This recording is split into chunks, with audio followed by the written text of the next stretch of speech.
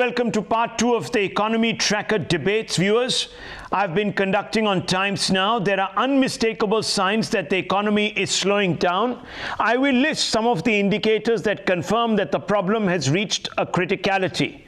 Let me first take you through them, and over the next 40 minutes or so, we're going to try and work out what can be done to resolve some of the problems that besets the Indian economy as of now. The first indicator, January to March 2019, GDP growth only at 5.8%, which is the lowest, viewers, in 5 years. So that definitively tells you that there is something wrong.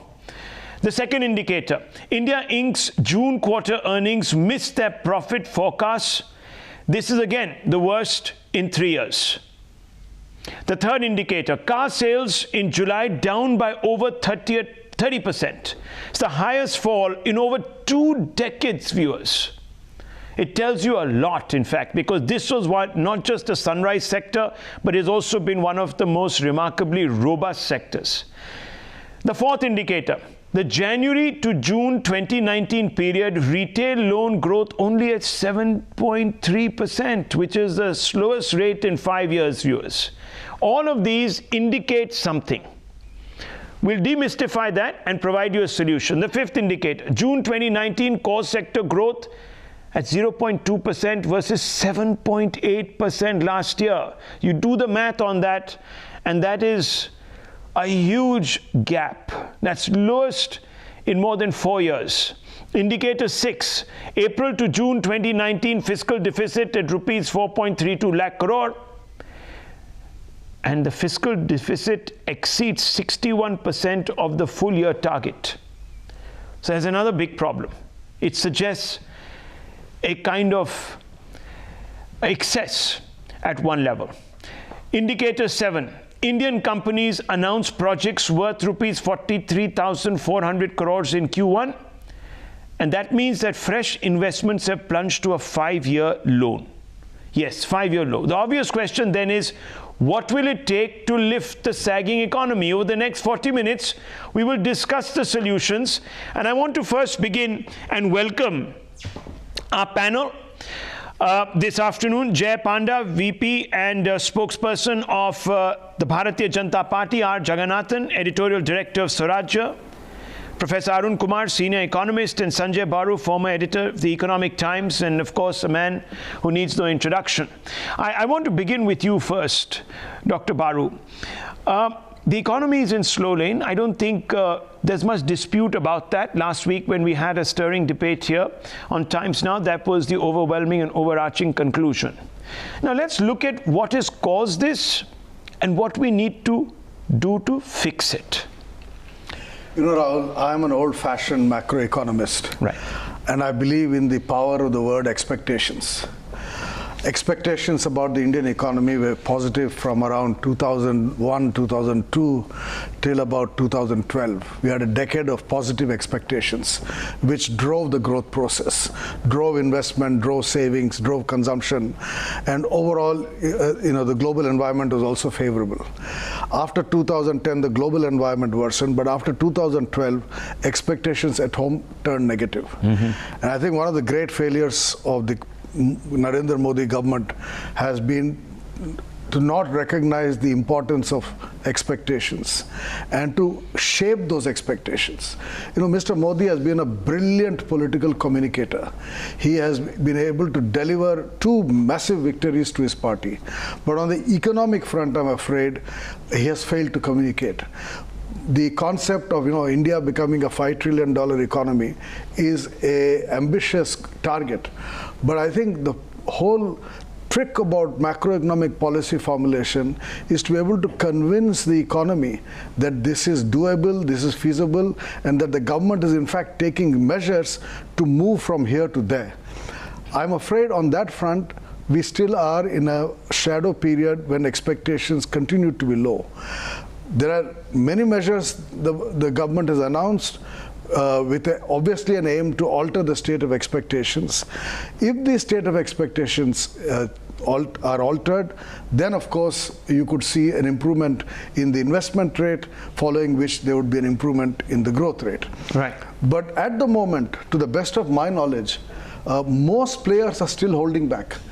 And some of the other developments, whether it's the US-China trade war, the flatness in export growth, the global uncertainty, and now regional uncertainty created by the decision on Kashmir, all of which may be very important and very necessary, but they contribute to a state of expectations that is not enabling the animal spirits to be unleashed. Okay. That's not allowing private investment to come forward, and we are still within a rain shadow, if you like, as far as spending and investment are concerned. So you talked about expectations. Let's first identify whose expectations, because the government would say that we are addressing the expectations of those who are on the margins of society, and our priority is to ensure their well-being.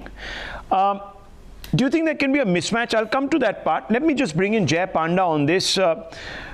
Mr. Jay Panda, expectations. There's a gap between expectations and what measures the government is taking. Would you agree with that in some? I think before I answer that, it's important to put something in context. Now, you have cited several statistics which should be taken seriously. Yeah. And they are being taken seriously. The context I want to put this is as follows. So the Indian economy doesn't work in a vacuum. It works in a great deal of connectivity with the global economy. And the global economy over the past 18 months or so has seen many challenges. So that's context number one. Context number two is, despite the concerns that you have raised, and they are valid concerns, the Indian economy still remains among the 30% of economies in the world which the rest of the world looks up to positively. And in terms of actual growth, despite the concerns you have raised, and again I will flag that they are valid concerns, the Indian economy still remains better off than most other global economies. And the final point I wish to make is, the challenges that we are facing is not just to do with the global economy, but a carry forward of many years of problems. Of them I will flag two. One is the banking mess which has accumulated over the years. Sure. And this government is trying to sort through with very decisive new legislation, such as the bankruptcy law, a fresh round of 70,000 crores of bank refinancing. Now, all this is a work in progress, because if we are looking to Indian investors, Indian companies to power the economy, which we should, then many of them are still caught in that NPA cycle. The investments from the 2011-2012 that Sanjay Baru was talking about, many of which went wrong because of poor governance. So this is taking time to sort out. Now, the steps that are necessary, and you have rightly pointed out, and this is where the expectations come in. Perhaps a lot of people expected that sorting out the bank mess or sorting out some of these legislative issues such as labor laws would be a cinch. And we know that it's not a cinch. Because of India's political economy, it's quite a bit of heavy lifting. And a lot of heavy lifting has already been done, but still some remains, and that's being tackled now. So the measures which have been announced in the budget, for instance, streamlining of labor laws, as they happen, they will go a great deal towards improving sentiment and helping these expectations also become more positive. Okay. So in conclusion, I would say that the fact that we are still attracting, we attracted $64 billion of foreign direct investment in the last fiscal, which is a growth, whereas the rest of the world has seen a decline in FDI. These are optimistic signs, and I can also relate other signs where we can take some cautious optimism. But yes, we have work ahead of us, and that is being undertaken. Okay, being undertaken. Professor Arun Kumar. Yes. So, my take is that the RBI's recent cut in interest rate is the fourth in a year, and therefore what the RBI is signaling is that the economy is not turning around. It needs much more action, and the idea that you cut by 0.35% and not 0.25% suggests that the situation is deteriorating. It's not really improving. They could not go for a 0.5% cut, because that would have signaled that the economy is doing much worse, and that would have given negative expectations even more. but I think even a 0.35% rate cut is signaling a negative expectation for the economy. The other thing is that, the stock market has been at a record high, and yet the private investment is not becoming buoyant. Private investment, which had peaked in 2012-13, has come down very dramatically, so that the overall investment rate has come down from something like 36-37% in 2012 to roughly about 30% now, and it's refusing to rise up. And the reason for that is that the demand has been cut very badly in the economy in the last 3 years, because there have been 3 shocks to the economy. First, demonetization, second, GST, and third, the NBFC crisis. These 3 have damaged the unorganized sector no end, and that's why the rate of growth is slipping very badly, because demand is short, and now from the unorganized sector, the demand shortage has come into the organized sector as well.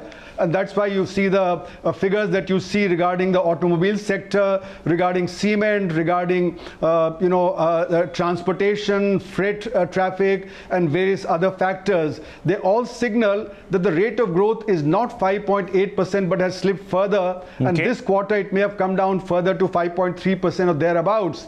And that's the organized sector rate, because the quarterly data is based only on a few hundred corporate sector companies. Okay. If you include the unorganized sector, which has been declining, then the rate of growth may be close to 0% or 1% and not 5.5%. Okay. And therefore, in a sense, the demand shortage started in the unorganized sector, and that's where you need to act. Interest rate cut and giving concessions to the organized sector will not help. You have to actually focus on the unorganized sector, and there the MSME sector is very important. Okay. We need to boost the MSME sector, and then demand will start rising, and that's 94% of the employment. Okay, so when what we'll do is incomes amongst 94%, then demand would rise. Okay, so what we're going to do is we'll break down the solutions. What we're trying to address is why the problem has been created. Now, Mr. Jagannathan, one takeaway from what Mr. Arun Kumar suggests is that we aren't really coming up with solutions to address the extant problems. Would you agree with that? Or would you say they're just taking time, as Jay Panda suggests, that look, we've begun, it's going to take a little while, you'll see the results. Where are you on this? Yeah, there are 3 things. One is the list of accumulated problems. As Mr. Raghuram Rajan himself said, the huge build-up in unwarranted loans into infrastructure in 2006 to 2008 is actually what is piled up through interest accruals and other things to a massive bad loan crisis. That problem began to be addressed only after 2016 and the IBC code which happened. So the second thing is, actually, there is one thing in terms of expectations that people have on the economy, but there is also an expectation from government on business. The government is telling business that, look, I want to reset the code. This is not going to be a crony capitalist setup. You need to clean up your act, and I am going to make things transparent for you, but you need to follow tax laws, be tax compliant, reduce black money. All this is having a slightly disinflationary or even deflationary impact on the economy. Then he has also emphasized formalization. So there is no exploitation of labor. Everybody comes into the formal economy through demonetization was of course slightly a mistake, but GST is pressurizing small companies from being dwarfs to become regular growth companies which comply with social security laws. So this period of reset of expectations from government to business that please clean up your act is what is actually slowing down the process, and we have to take that into account. So that is the reason why these things are getting delayed, and the fact that this act is not yet got cleaned up and it is taking its time is what is causing the delay in the revival. So we have 2 problems. Out of the 4 engines of growth, government investment is moderate, private investment is not picking up, exports are kaput, and private consumption is the result of slightly worrying expectations that, look, my income is not likely to grow too soon, so let me pull back on spending. Okay. So all these engines need to be fixed, and you need to look at the sectors that are really in trouble, like say autos, telecoms, all these things. You need to get the micro policies right, then everything else will fall into place.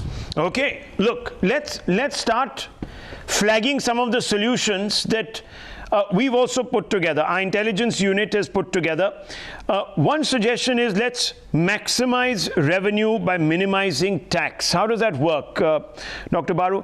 44%. India has the highest corporate tax rate, includes the corporate tax, as I said, dividend tax, capital gain tax. There's a whole panoply, right? I mean, some people say let's move to a universal corporate tax, you know, somewhere where Singapore has it, or some of the Southeast Asian tiger economies, so-called tiger economies, you know, 22, 24%. Do you think that's a prescription that can be tenable given the, you know, the vast number of schemes that this government has launched for social uplift? You know, on the tax front, I think for a long time, the received wisdom was that we were moving in the right direction. Right. Ever since the tax reforms began in the mid-1990s. There were one or two pending areas. One, of course, was the major indirect tax reform, which was GST. The other was to reduce corporate tax, as Mr. Arun Jaitley announced in his very first budget. I think what this budget has done is to actually reverse that process by having the super rich tax, etc., which gives a different signal. But you know, these are all issues at the margin. The real problem as far as tax is concerned is the inability of the state to collect based on existing rates, whether direct or indirect. Your GST collections are not what were expected. Direct tax collections have not increased. The tax GDP ratio. Why is that, sir? You have the architecture. Because I think governance in this country, as far as the tax administration is concerned, has actually weakened over time. So there are serious governance issues. There is no short-term fix. You know, rates are a short-term fix. Suddenly you increase the rate or you reduce some concession. These are short-term fixes. You need long-term, and all of this has been discussed over the years. You know, there is no new idea. So you're saying the inability to basically collect taxes is the real problem, and that needs to be addressed. Yeah. Okay, Mr. Jay Panda, the problem is collection, not the rate. Would you agree? No, that I think is not the major issue. Let me answer 2 or 3 of the issues that I heard raised. Now, let's remember that most governments inherit certain problems and they have incremental solutions. But India had too many accumulated problems of the like that we talked about. What has happened since 2014 is a very fundamental set of new changes. These are not incremental, whether it is GST, whether it is demonetization, whether it is new steps taken on bankruptcy, and so on and so forth. So these can have a disruptive effect. And yes, they had an initially disruptive effect, but I don't agree that that's the reason for today's situation. Because after demonetization, you saw a dip, but then you saw a growth again. And that's been the situation for 2 years. So that's not the cause today. Demonetization has led to a lot of digital transactions. It has helped growth subsequent to the initial dip. Similarly, GST. Now, if you look at collections, which we were just talking about, you look at the past 5 or 6 months, most of these months, the GST collection has been more than 1 lakh crore every month. I think 1 month it slipped below 1 lakh crores. This is a very, very significant boost. Now, GST, of course, was disruptive when it was introduced because it is such a fundamental change. It's the biggest economic change since independence. But it is kicking in and having a better effect. Now, you talked about short-term versus long-term. Look, the RBI's rate corrections indeed are something that are supposed to have short to medium term effects, but this is correcting a long series of many years of discordant interest rate policies. For example, for many years, the RBI kept interest rates high even while inflation was very low, which was totally illogical, and it ended up with India having one of the highest real interest rates in the world, and that goes against investment. It hurts the economy. So that being corrected in a series of steps of reducing the interest rate is correct. But here I agree with Mr. Baru that more substantive steps are also going to be necessary. And as I've mentioned, look at infrastructure, for instance. The infrastructure growth that we have seen is nothing short of phenomenal. Fully 20% of the 1,32,000 kilometers of highways that we have in India, fully 20% happened only in the last 4 years. So there is a great boost happening in infrastructure, but we have work to do in terms of solving the remaining NPA issues and bank liquidity issues. We still have work ahead of us in terms of labor laws, which I mentioned, and a few others. And I think the government is aware of the suggestions that are being made. There are all kinds of suggestions coming in from industry bodies. I'm sure they will be taken into account and several of them will be implemented. Okay, Dr. Azad, let me bring him in here. There are other solutions too. You boost consumption, you kickstart disinvestment, you clean up the books, as Mr. Jay Panda and Dr. Baru have been suggesting. There are these other important areas that we can focus on. Why aren't we seeing an escalation? I mean, it comes down to obviously funding some of these big programs. I mean, disinvestment targets have been missed. What's needed is obviously a move to sell stakes about 51% where the government is invested. It's not happening. I mean, you have the Air India story. Perhaps this is the most opportune time, but there's been no talk of it. What do you think is the issue? I would actually argue the opposite. So if you look at the disinvestment bit, right now we are going through a problem where private investment is not rising. So disinvestment essentially is to give it to the private sector. That sector is not investing anyway. Here you actually have a lever in terms of government which can spend in the short run. I'm not talking about the long-term solutions which we can come to. But government actually has a lever. It can increase spending. The obsession with the FRBM is what is stopping this government from, and I'm not blaming just this government, it happened with the earlier governments as well. Obsession, you say? Absolute obsession. I mean, that obsession just does not make sense. I'll bring in the issue of interest rates. Interest rates in India have gone down earlier as well. When the expectations are low, interest rates are hardly, I mean, Keynes had said that there's many a slip between the cup and the lip. You decrease the interest rates, there are no expectations in the market. Even if the cost of loans go down, investment doesn't rise just because of that. You need demand in the economy. And there, I think the biggest problem has been that the rural economy has stagnated. In the last 6 years, the real income growth in the rural economy has been zero. So real income. So you can imagine if there is no demand for the goods that these guys are going to produce, how are they going to sell it? And if on top of that, government disinvests more, I would say that will aggravate the problem because private sector would not be investing. I don't blame them. I think they would invest only if there's demand in the economy. And I disagree with this bit on, the IBC has really made, turned it around. If I can just say a few things on that. Number one, IBC so far has solved the problem by assuming it away. Let me give you an example. The biggest public sector banks, the way they are solving this problem is writing the loans off. A large part of the loans are getting written off. Now, that's not a solution. You're basically just removing it from the balance sheet of the banks. That's not really. If you make a recovery, if you do a proportion of the two, it's very small. Recovery versus writing off. Now, that I could have done any day. I mean, it's like writing So IBC per se, and I'll just last example I'll give you. One of the 8, I think, which were auctioned off, because that was the point that was made that finally we are doing it, solving it. I'll give you just one example. Alok Industries, which was auctioned off. It was bought by Reliance. It's a textile company. And it was bought the company was worth 50,000 crores. It was bought for 7,000 crores. That's not a solution. Haircuts of about 77-80% for the banks. Is that a solution? I don't see that. But if you look at the graphics that we put together now, Doctor, you look at this. Default cases referred to the NCLT 94. Total dues admitted by courts, $25 billion. And look at the recovery that we have made, 11 billion, almost half, recovery at 43%. Now, what is obviously needed is a time-bound sort of, insolvency process. But the fact of the matter is that there is a major headway that we have made. So how can you sort of... I would say that I'm not denying the role that recovery, of course, recovery also has happened. What I'm trying to say is that the way to solve this problem would not to give the impression that you do this and you can get away with it.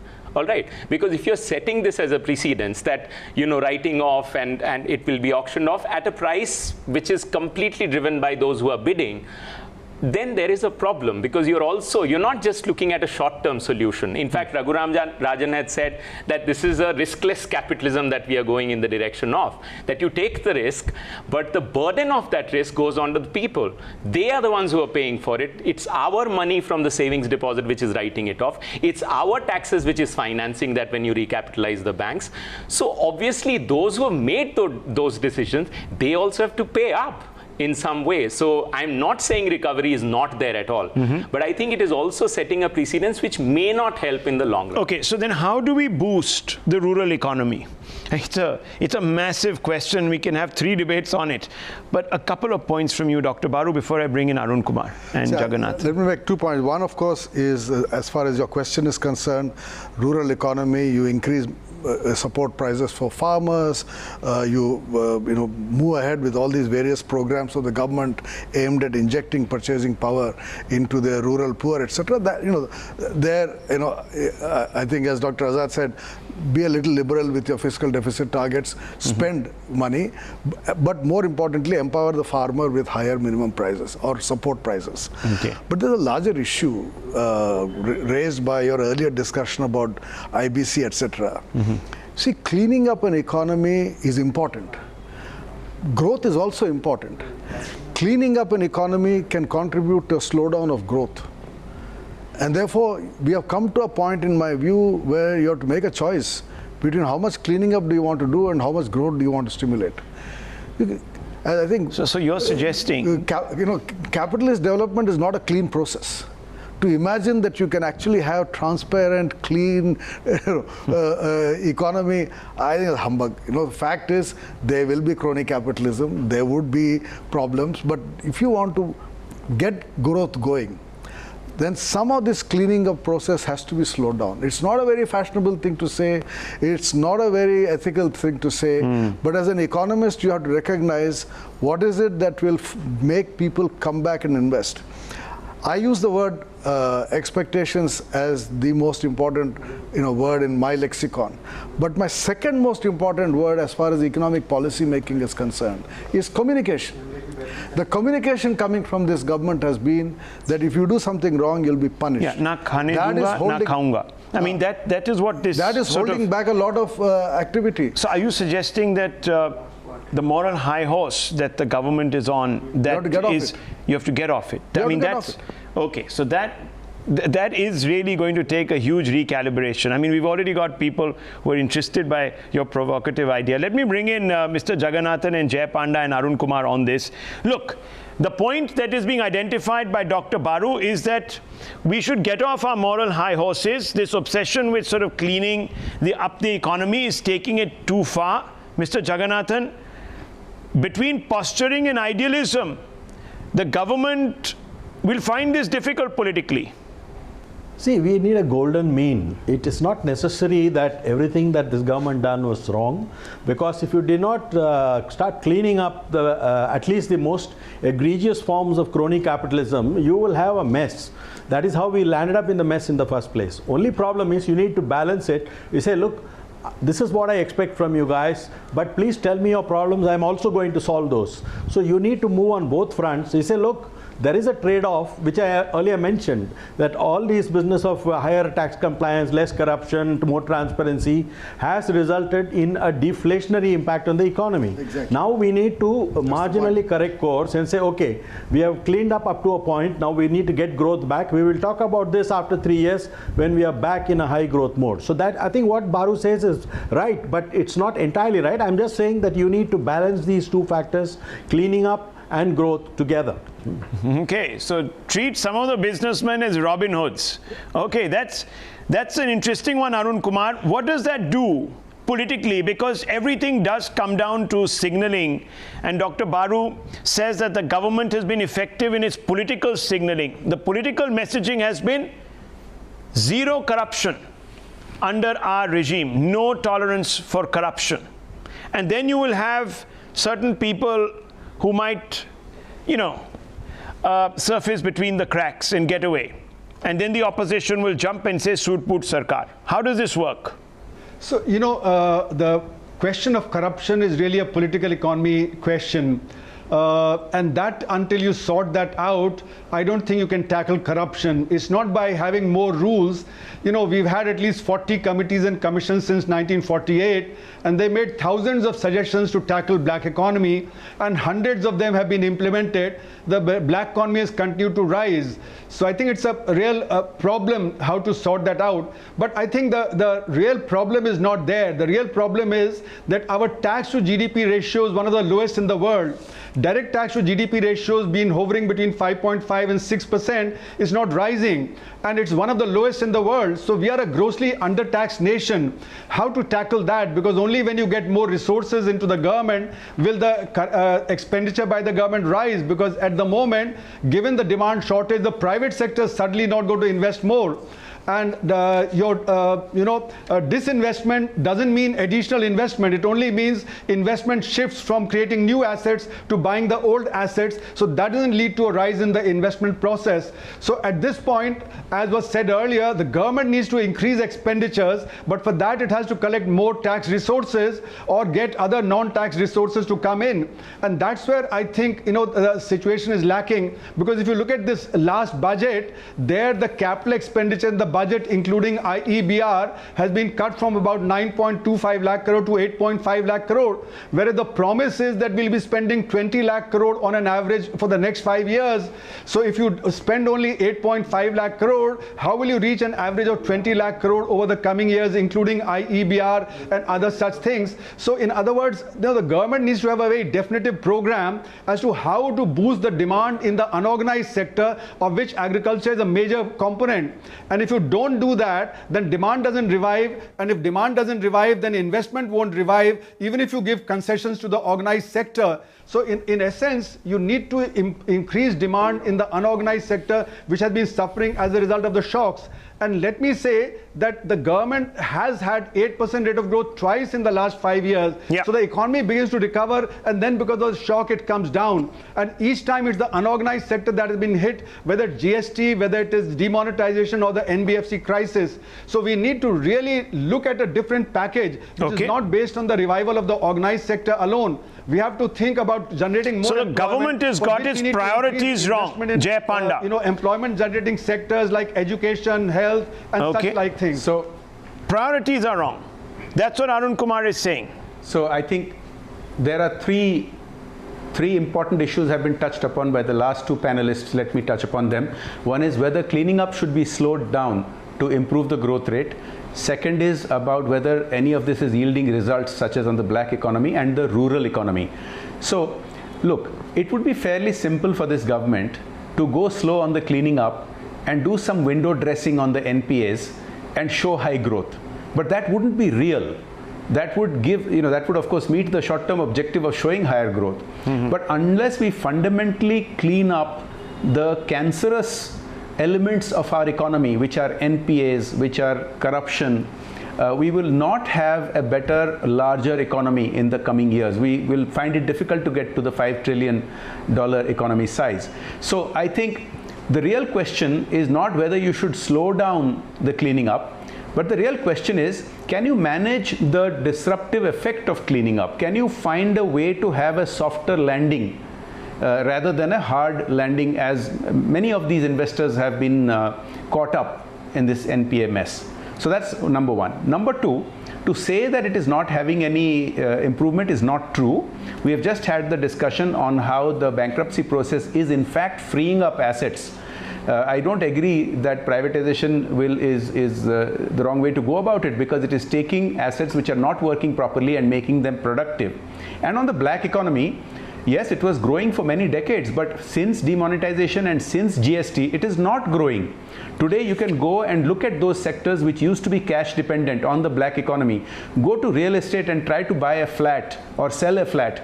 Go to the private education industry and get admission for somebody in an engineering college. You will realize that the black economy has shrunk quite dramatically in the last 3 years. So we are seeing some improvement. And finally, the most important aspect that you raised is about the rural economy. Now, this again is an accumulation of the last half century of policies, starting from shortages in the 60s, the Green Revolution, and the minimum support price system, which has brought a focus on cereals. So we have this huge surplus of cereals, rats are eating a third of it, and there is no market for it. So it's a vicious cycle. You have to keep raising the MSP, keep cereals growth going, and it's not solving the problem. The solution is something which has already started. We saw it in a few states, and since last year we are seeing the union government do it, which is to shift away from directing what farmers should grow with MSP to giving them cash transfers, which gives them the ability to make rational decisions what to grow. And that actually sets the path for them to grow more pulses, to grow more vegetables and fruits. So I think the turnaround has started, and we will see more improvement on this front with the shift away from old policies to one based on cash transfers where we need to give them. Okay, we'll come back to that rural economy point in just 30 seconds. But Dr. Baru, you shook your head when he talked about the black economy shrinking. You see, first of all, marginally there may be some reduction in the black economy. I'm not convinced that there has been any significant decline in the role of cash in the economy. What makes you think that? Or real estate, you try and buy a flat in Delhi, or you do any business, cross-country business, the cash is back in business. And secondly, this process of cleaning up actually has slowed down growth. Now, you can take a moralistic view that cleaning up is important and I'm willing to sacrifice growth for the sake of that cleaning up, right? That is a view you can take. On demonetization was justified on that ground, that it was a shock administered in order to clean up a system. But I think you have to face the consequences of that there would be an impact on growth, and we have seen that impact on growth. The fact is that a lot of investors have become risk averse. Even people like Mohandas Pai, who should know better than most of us, has gone on record saying this. There is a risk averseness among a lot of investors, which needs to be addressed. And that brings me back again to the point that we need prime ministerial communication on the economy. I have not seen very strong positive. What are you suggesting? The budget speech was an opportunity to set out a vision of how you'll go not to 5 trillion in 5 years, but to 6-7% growth this year. A short-term strategy for the economy. And many businessmen have been complaining that they are not investing because of a variety of reasons. I think greater communication with business, greater communication with investors, greater communication with households which are not spending. There's a decline in consumption. Household consumption, people are holding back consumption.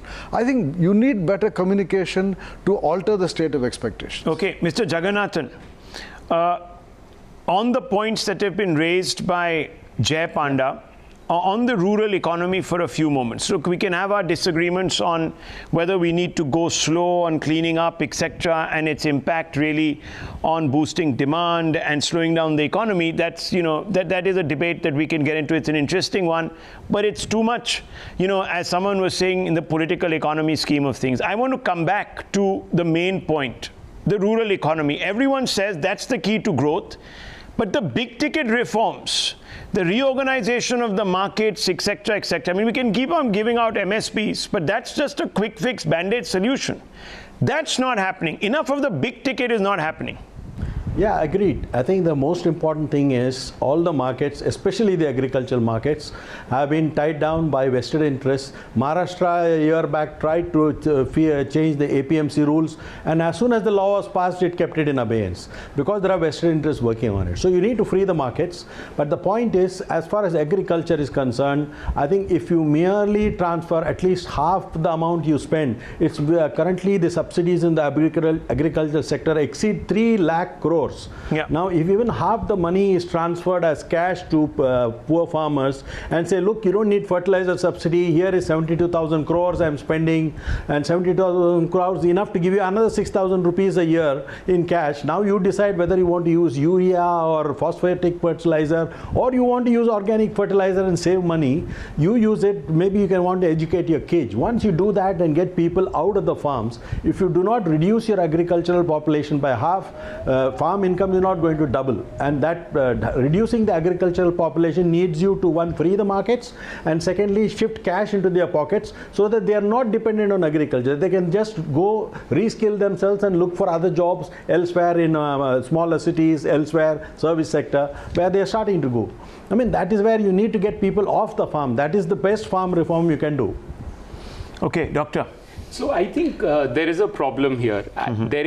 It's not that the agriculture itself is not remunerative and hence people are choosing to be or not to be there. If you free them up, where do they go? In the Indian growth story, the employment elasticity has been close to zero of high growth sectors, which essentially means that you're not creating enough jobs. Where would they go? This 30% that you free up, right, whichever way you free them up, then they go where? They basically migrate and go to do jobs which are not remunerative enough. You need to think in an economy which has a large proportion of people dependent on agriculture to think seriously what can you do with agriculture on its own, not about how you shift them from here to there. So there I completely disagree with this proposition that you essentially free up labor. Problem is not of freeing up labor. Problem is that you make agriculture remunerative enough. And there I think MSP is an important factor, as Dr. Baru said, and not just MSP. You have to think in terms of how you increase productivity. You think in terms of investment into agriculture, which has really taken a backseat, whether by this government or the previous one. Okay. Okay. So very quickly, 5 points coming out of this debate. I need to wrap up. Go slow on the cleanup. Get off the moral high horse, says Dr. Baru. Some people have agreed, some people haven't. But in the main, it's a suggestion perhaps the government could look at. I don't know. Dr. Panda will refuse to toe the line on this, but that's okay. I mean, it's a suggestion that is coming through. Focus on deep reforms in the agricultural sector. As some of our panelists have spoken, need to focus on the unorganized sector, not so much the organized sector right now. Maybe we just need to change our priorities and look at the expectations of the unorganized sector. I think Professor Arun Kumar also made that point. Boost tax collection. That's important. Find new ways, perhaps. So maybe the whole conversation around lessening tax should actually be focusing on finding new places where you can impose taxes or new sources of tax. And as Dr. Baru has been insisting, improve communications with businesses, with markets, with households. We need to see it, perhaps even directly led by the Prime Minister himself. Here are some of the prescriptions. We've had a comprehensive discussion, viewers. There have been ideas. I hope the government listens. There is something here worth being receptive to. Thank you very much.